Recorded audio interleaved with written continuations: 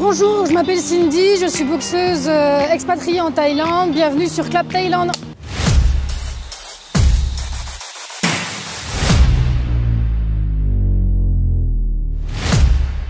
Bienvenue sur Clap Thaïlande. Aujourd'hui, nous partons à la rencontre d'une athlète exceptionnelle, Cindy alias French Cyborg. Dès l'âge de 13 ans, elle fait ses armes dans les sports de combat avec le full contact, puis enchaîne dans le Muay Thai. En 2024, son palmarès est tout juste impressionnant avec 7 titres mondiaux en Muay Thai et 1 au K1. Son surnom hors du commun rappelle des figures légendaires comme C-17 dans Dragon Ball Z ou Terminator. Lors de ses combats, on la prénomme French Cyborg. À côté d'elle, les petits robots de Elon Musk paraissent bien fragiles. Alors bonjour Cindy, merci de participer à la vidéo. C'est un grand plaisir et un grand honneur de te rencontrer. On s'est un petit peu parlé sur Facebook depuis quelques mois. Ouais. Et puis là, aujourd'hui, c'est le jour J. Donc, est-ce que tu peux te présenter et nous parler de ton parcours en boxe? Alors, je m'appelle Cindy Sylvestre, mon surnom c'est Cyborg. J'ai plus de 140 combats pro, j'ai arrêté de compter il y a quelques temps déjà. Je me suis expatriée en Thaïlande justement pour pouvoir boxer sur les plus gros circuits qui sont ici. Et j'ai 7 titres mondiaux en boxe thaï et 1 titre mondial en K1. Ok, donc c'est quand même impressionnant. Hein. Donc 7 titres mondiaux, c'est... Au bout de combien d'années on peut devenir champion du monde? Bah, en soi, ça dépend. Ça va dépendre de la discipline, du nombre de combats. Ça dépend de vraiment beaucoup de choses.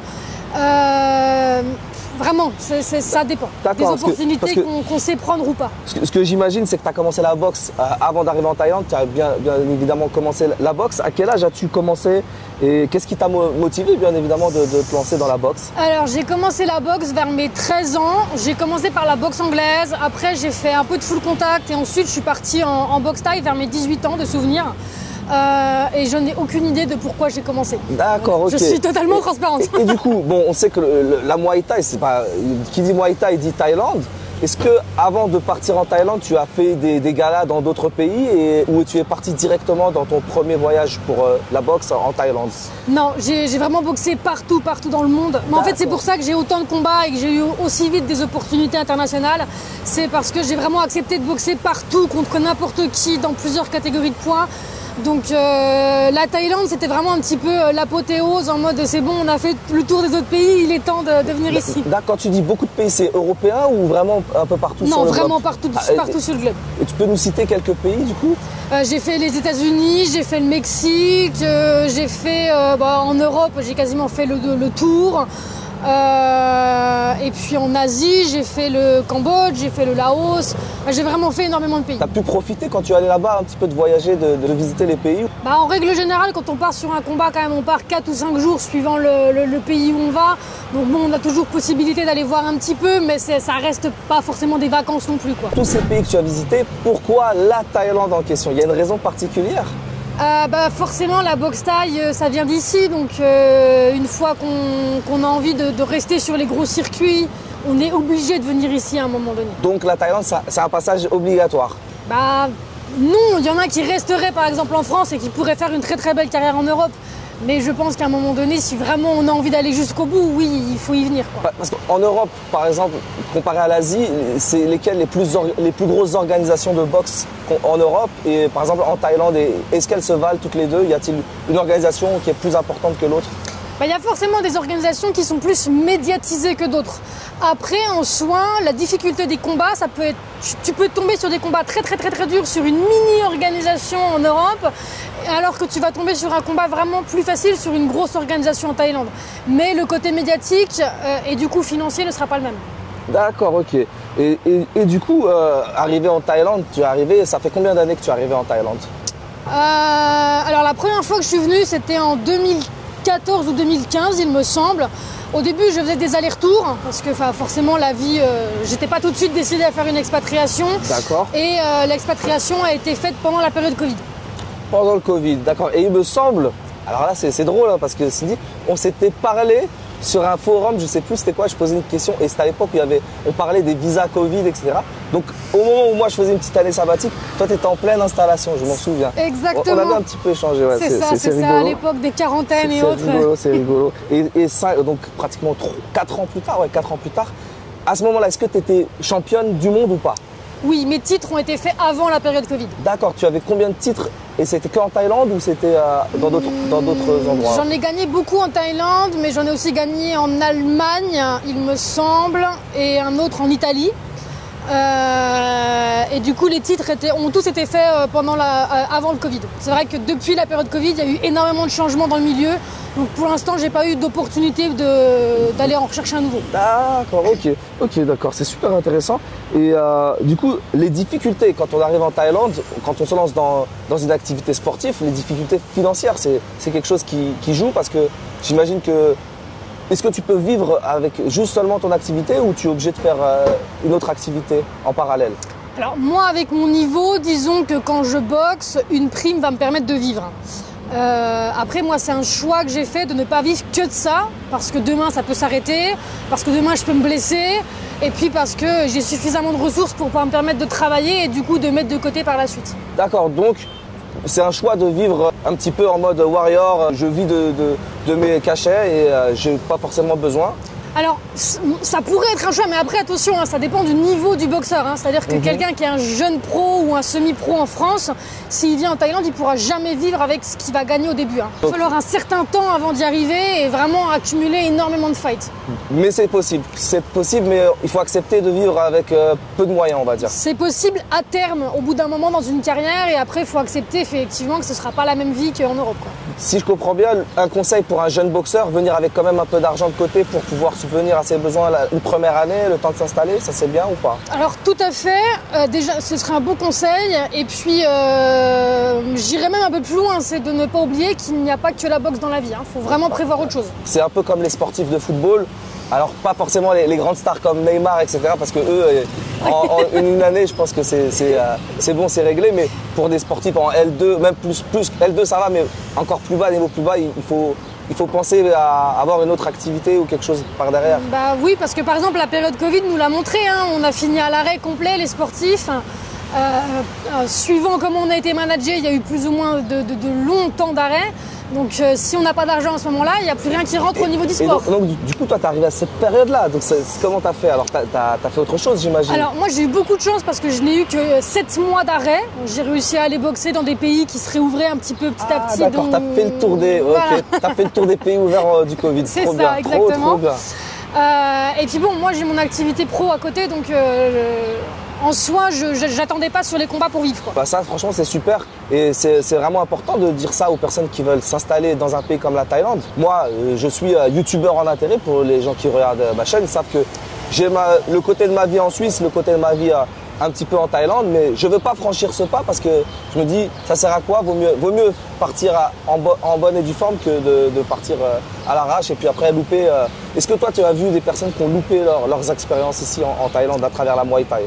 Alors, il y a énormément de monde qui se loupe. Alors, est-ce qu'on peut dire se louper? Je ne sais pas. Ça reste une expérience, ça reste à la limite une erreur. Mais une erreur, c'est une leçon, c'est pas grave. En soi, c'est pas très grave. Mais il y en a tout le temps, il y en a tous les ans. Et en fait, c'est un petit peu dommage parce que certains, ils partent avec une idée, un idéal, un espèce de rêve d'expatriation. Et quand ça se passe pas bien, forcément, on est déçu. Mais c'est pas grave, ça arrive. Mais oui, on en voit tout le temps. Une belle leçon alors. Soit une belle leçon, soit un flop, soit on réussit, mais il faut être fort alors du coup. Au pire, c'est une leçon. Dans tous les cas, c'est une leçon. Dans tous les cas, c'est une leçon. Ok. Bah, en parlant de difficulté, quel a été ton combat? Un combat où tu t'en rappelles tout le temps, tu dis que tu as réussi à gagner, mais ça a été le plus difficile pour toi. Qui a duré des rounds et puis au final, tu savais pas si tu allais tomber ou si au niveau des points, c'était chaud. Difficile dans tous les aspects. Ah, c'était un de mes titres mondiaux, celui que j'ai gagné en Allemagne. Parce que déjà je boxais la femme du promoteur sur leur organisation. Ah ouais, d'accord, ok. Donc déjà c'était un petit peu tendu et en plus c'était sa ceinture à l'époque. Et en fait dans les 15 premières secondes, mais vraiment du premier round, vraiment je prends un coup de coude à froid et je finis avec une énorme ouverture sur le front. Et en fait je me suis dit mais le médecin il va forcément arrêter. En fait à chaque fois qu'il m'envoyait voir le médecin pour arrêter les saignements, j'étais là en disant non ça va aller. Et en fait jusqu'au bout ça a été une grosse guerre et vraiment très serré. Donc j'ai gagné mais franchement ça a été compliqué. Et t'as subi les humains dans la foule ou t'as quand même... Non, honnêtement non, c'était réglo. Ok, c'était réglo, ouais. Voilà, ils ont applaudi, il n'y a pas eu de... C'est un peu comme quand on joue dans son camp pour le football, C'est difficile. Est-ce que c'est important quand on t'entend les encouragements dans la salle de... J'entends rien du tout. Je vais être honnête, la seule chose que j'entends, c'est mon coin. Okay. Et mes coachs qui parlent dans le coin. Tout ce qui est autour, je fais abstraction. Tu arrives à avoir cette zénitude de te dire je suis pas impressionné. Totalement. Parce qu'on a vu quand même. Non, hein, le MMA c'est vraiment à la hype. Et puis on entend parler souvent de Cédric Doumbé qui essaye de déstabiliser ses adversaires. Et puis lui, il a réussi avec son pouvoir de parole à amener toute la foule à crier t'es mort, t'es mort, t'es mort. Donc toi, ça te touche pas du coup. Tu fais partie de ces boxeuses. Alors là, je m'en fous, mais alors royalement. Franchement, fort. Mais par contre, Cédric est très fort hein, pour ça. Oui, très fort. Okay. Et du coup, une question par rapport à Cédric Doumbé. J'ai vu que tu étais dans l'organisation du Glory. Est-ce que tu as eu l'occasion de le rencontrer? On s'est croisés une ou deux fois sur des plateaux ou autres, mais pas plus que ça. Pas plus que ça. Ok, bon, là c'était une question personnelle, c'est la question un petit peu fan, parce que j'aime bien Cédric Doumbé. Et du coup, on reste encore un peu sur le combat. Moi, la question que je me posais, ça c'est une question personnelle. Entre femmes, est-ce qu'il y a de la rivalité dans une salle de boxe, par exemple? Est-ce que vous êtes solidaires? Alors, ça va dépendre. Ça va dépendre des salles, ça va dépendre des filles avec qui tu es, j'ai envie de te dire. En règle générale, en Thaïlande, il y a quand même assez de solidarité. Souvent, les problèmes viennent entre étrangères parce que... D'accord. Parfois, il y a un petit peu ce truc de... on est peut-être dans la même catégorie de poids, comment ils vont s'occuper de nous, comment ils vont manager le fait de nous trouver des fights, est-ce qu'il y a une préférence?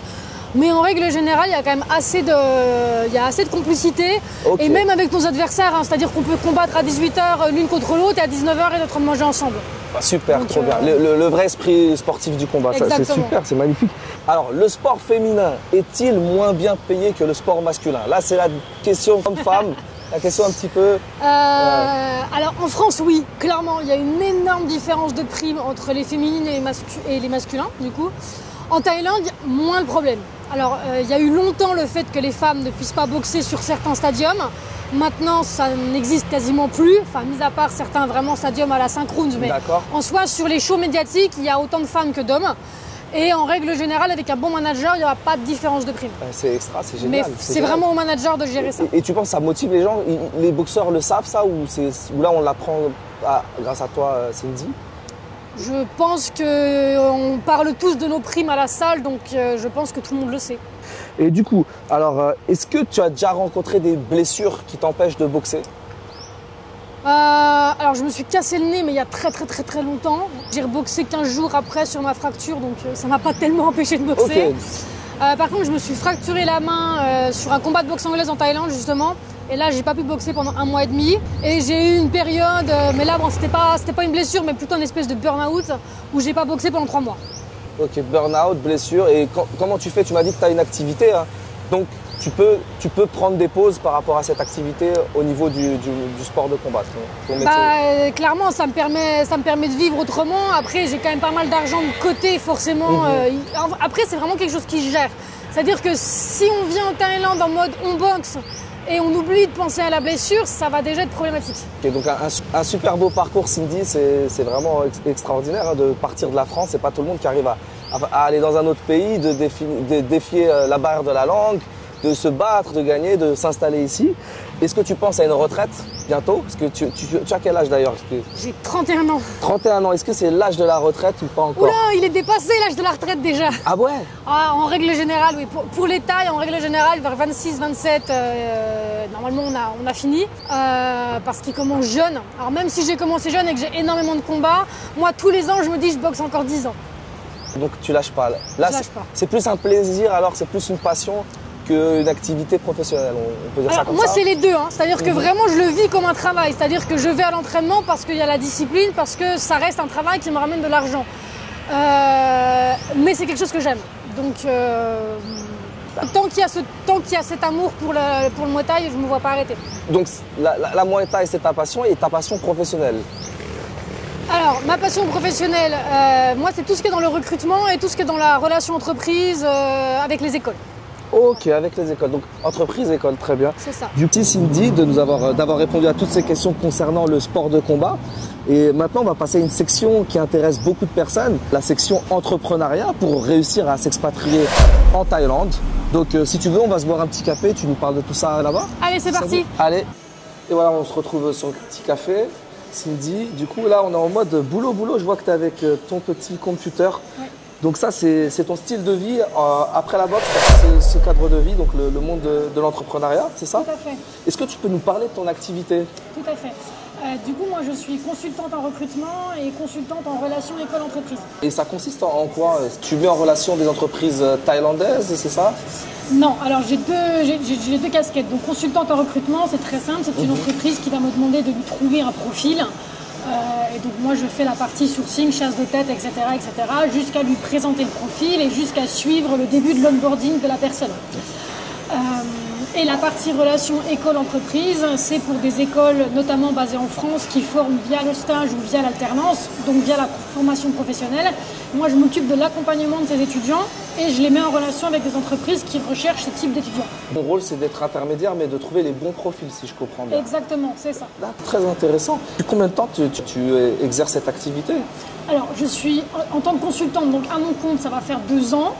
Par contre, ça faisait 7 ans que j'étais déjà dans ce milieu. Dans ce milieu, donc ça veut dire avant d'arriver en Thaïlande, tu travaillais déjà ou dans ce milieu-là, c'est ça? Tout à fait, tout à fait. Et quand tu es parti donc, en Thaïlande, tu exerçais en tant que... Donc c'est digital nomade, c'est un nom précis, non? C'est pour une entreprise, c'est-à-dire à l'étranger? Alors, à l'époque, j'étais salariée, donc j'avais un accord de télétravail, notamment dû au sport. Ils connaissaient mon parcours sportif, donc j'avais négocié tant de temps à l'année dans le pays pour pouvoir m'entraîner et combattre, et tant de temps au bureau. Donc ça, c'est une aubaine pour quelqu'un qui veut partir vivre à l'étranger, de travailler via une entreprise française en télétravail. Exactement, c'est ça. Alors par contre attention parce que pour le côté visa, par contre ça aide pas. Hein. Ça après c'est vraiment il y a aussi ce côté. Parce que je te coupe, hein, mais c'est parce qu'en fait il faudrait que l'entreprise française soit basée en Thaïlande pour avoir le visa, c'est ça ou Alors ou tu pas? peux pas. En fait du coup ton entreprise française quand tu es salarié comme ça ne peut pas t'aider à obtenir un visa qui te permette de travailler en Thaïlande. Maintenant, il y a le nouveau visa, hein, le DTB visa, donc il y a des possibilités, aussi bien que ce soit en tant que freelancer, que ce soit en tant que salarié qui télétravaille, mais il n'y a pas toujours eu cette possibilité. Avant, il fallait passer par des visas plutôt onéreux. D'accord, et donc toi, au bout de, tu m'as dit, c'est 5 ans dans le salariat, c'est ça? 5 ans? J'ai été pendant 5 ans en tant que salarié, et après je suis passé... 5 ans salarié, et du coup quand tu es passé à ton compte, tu as continué à collaborer avec ton ancienne entreprise ou tu as définitivement coupé les liens, tu t'es vraiment détaché d'eux et tu étais focus sur tes objectifs à toi? Alors j'ai continué avec eux à peu près à 35% de mon activité et le reste je me suis focus sur ma prospection et trouver des nouveaux clients, etc., etc. Donc le fait que tu sois performante dans ton entreprise, ça a fait que tu as pu continuer dès que tu t'es lancé à exercer solo, donc tu facturais, mais c'est plus eux qui te payaient, mais c'est toi qui facturais. C'est ça, exactement. Mais bon après ça a été un choix aussi de ne pas continuer à 100% avec eux puisque je voulais explorer de nouveaux horizons avec d'autres clients, je voulais me tester dans la prospection, etc., etc. Donc c'était une question d'horaire parce que j'imagine que quand tu es en télétravail, tu choisis tes horaires. Donc en fait, que tu sois à ton compte ou salarié, est-ce que c'est la même chose en termes d'horaire? Alors, pas du tout. J'ai envie de te dire que quand tu es salarié, tu n'es pas forcément autorisé à travailler en asynchrone. Donc tu peux devoir travailler sur tes horaires françaises malgré que tu sois dans un autre pays. Par contre, maintenant, quand tu es à ton compte, tu fais ce que tu veux. Après, moi, je travaille je travaille du coup de façon asynchrone en grande partie dans la journée. Tout ce qui est traitement de mail, ma prospection et autres, je le fais quand la France dort. Mais par contre, quand j'ai besoin d'avoir des rendez-vous avec mes étudiants ou avec mes clients ou autres, du coup, je travaille tard le soir en Thaïlande pour pouvoir les avoir. Donc tu es championne du monde. Alors c'est quand même incroyable. Ça veut dire que tu dois te coucher tard pour... Et le lendemain matin, tu dois enchaîner la boxe, si je comprends bien. En règle générale, je travaille jusqu'à 22h30, 23h. Ok, ah ouais, c'est du boulot. Et du coup, qu'est-ce qui t'a donné envie d'être à ton compte? C'est simplement pour les horaires ou il y a d'autres... La liberté. Je pense que ça aurait été compliqué, je pense, de négocier un full télétravail asynchrone avec une entreprise basée en France. Et puis, j'avais aussi le côté défi. J'avais envie d'essayer de me tester à mon compte et de voir ce que ça donnait. Un nouveau défi en plus de la boxe. Oui, voilà, j'en avais pas assez. C'est top, c'est top, c'est top. Tu démarres, donc tu as quand même un petit coup de pouce de ton entreprise. Tu peux travailler un petit peu avec eux dès que tu démarres, donc c'est un avantage. Malgré cela, est-ce que tu as rencontré des difficultés dès que tu t'es mis à ton compte? Honnêtement, non, parce que alors déjà, j'avais encore cette continuité, même minime, avec ma première entreprise. Mais en 3 semaines, j'ai trouvé mes clients futurs. Donc, j'ai vraiment eu beaucoup de chance. J'avais un bon réseau que j'avais déjà bien fidélisé via mes actions avant. Donc j'ai pas forcément rencontré de difficultés. Du coup, pour exercer ce métier, est-ce qu'il fallait nécessairement avoir un diplôme, un niveau d'études particulier? Non, alors moi de base j'ai juste un bac. Tu sais bien, c'est très bien un bac. Hein. Ouais, mais en règle générale, on demande beaucoup plus pour ce type de métier. Mais j'ai vraiment commencé, mais alors tout en bas de l'échelle. Hein. J'ai commencé en service civique dans un centre de formation professionnelle. Et j'ai tout appris sur le tas, j'ai emmagasiné, et au final... Ok, donc après ton bac, tu as tout de suite décidé de rentrer dans cette branche-là? Pas du tout. Alors déjà, j'ai eu mon bac très jeune parce que j'étais précoce au niveau scolaire. Tu ne veux pas dire surdoué? Non, parce que je ne me considère pas surdouée. D'accord, précoce. Voilà, j'étais juste précoce. J'ai donc eu mon bac très tôt et j'ai eu des responsabilités très très tôt. Donc, je n'ai pas forcément continué les études, j'ai vite arrêté. Et j'ai commencé vraiment par des boulots les plus alimentaires qui soient. Donc pour s'installer en Thaïlande, on n'est pas forcément obligé d'avoir un gros diplôme. Il faut peut-être se lancer dans une activité en France, trouver un télétravail. C'est un petit conseil que tu pourrais donner pour des personnes qui aimeraient s'installer? Parce que moi j'entends souvent, on dit oui, voilà, en Thaïlande, si tu ne lances pas ton business physique, il faudrait que ça va être quasi impossible de se lancer. Mais on a des milliers de bacheliers chaque année.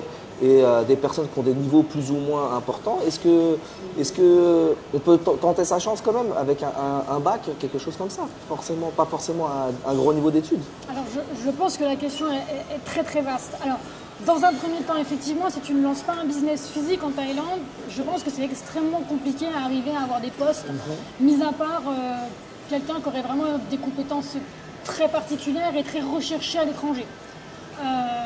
Après, l'ouverture d'un business physique, c'est une chose, même si ça peut être un petit peu compliqué. J'avoue que je ne connais pas toutes les lois autour de ça, mais ça se fait. Je pense que ça peut être un risque financier quand même d'ouvrir quelque chose en Thaïlande, même s'il y en a qui réussissent très bien. Hein, donc voilà. Après, le fait de télétravailler, ça se négocie avec une entreprise, d'accord. Après, il faut aussi penser à comment tu fais au niveau visa en Thaïlande. Est-ce que tu vas avoir l'argent nécessaire pour faire ta demande de visa qui va bien? Parce qu'on ne va pas se mentir, on a tous commencé par du visa run, les expatriés. Mais au bout d'un moment, ça ne va plus. À un moment donné, il faut être carré avec le pays qui nous accueille. Donc, il faut d'autres types de visas. Mais du coup, ça peut vite demander des sommes d'argent bloquées sur des comptes, etc. etc. Donc est-ce que le fait d'être en télétravail suffit à l'avoir? Pas forcément. Et puis le télétravail asynchrone, c'est quelque chose qui se négocie, mais il faut avoir les compétences qui vont en face quand même. Hein. Mais je te remercie infiniment pour cette interview et c'est un grand plaisir d'apprendre J'apprends moi aussi moi-même parce que je suis un petit peu en quête d'expatriation et c'est très intéressant de voir ton parcours, Cindy. Je te remercie d'avoir accepté l'interview. Du coup, on va passer à la minute. La minute, un peu de gazouz, un peu de limonade. C'est le moment détente, on parle plus de sport, on parle plus d'activité, on parle détente. Entre nous à la bonne franquette. Qu'est-ce que tu bois, Cindy? Un petit jus, quelque chose, un café? Oui, un café. Un café? Oui, allez, hop, c'est bon. Allez, chin chin. Voilà. Et quels sont tes hobbies quand tu as le temps? Parce que puisque tu me dis que tu es très chargé, quels sont tes hobbies? Qu'est-ce que tu aimes faire quand tu as du temps libre en Thaïlande? Aller voir des combats. Aller voir des... Oh non, t'as pas droit. C'est vraiment, du coup? Oui. Okay. En règle générale, dès qu'on a du temps libre, on a toujours le boss de notre gym qui nous appelle et qui nous dit « Ah, ce soir, il y a un tel qui boxe, un tel qui boxe. » il faut l'encourager en plus, ouais. C'est même pas il faut, c'est juste qu'il nous dit « Bah, vas-y, il y a les enfants qui boxent ce soir, donc du coup, on finit à aller voir des combats. » Et tu trouves plaisir, tu aimes... Mais en plus, on est entre nous, donc du coup, c'est cool. Et puis sinon, boire du café. Boire du café. Okay. Alors sur ce, les amis, j'espère que la vidéo vous aura plu. C'était un plaisir de partager ce moment. Cindy, je te remercie encore et je te dis succès, réussite pour tout le reste de ta carrière. Yes. Sawadika. Merci, toi aussi. Merci encore, Cindy. Pour finir cette interview, peux-tu nous partager quelques mots inspirants pour donner de l'espoir à ce monde? Des mots inspirants, savoir croire en soi. Les limites, elles sont faites pour être dépassées, hein, vraiment. Nos limites, c'est nous qui nous les mettons. Après, il ne faut pas oublier que quand on veut quelque chose, ce ne sera jamais un chemin tout droit, tout joli, tout tracé. Il faut se dire qu'il y aura des obstacles, et les obstacles ils sont faits pour être traversés, pour être sautés. Et la discipline va vraiment aider, encore plus que la motivation. La motivation, ça va être une chose, mais par contre, la discipline, ça va vraiment aider à tenir dans le temps. Et puis la résilience, et puis pas oublier que de toute façon, chaque jour où on va se battre, où on va réussir les choses, c'est peut-être le dernier qu'on vit, donc autant en profiter à 200%.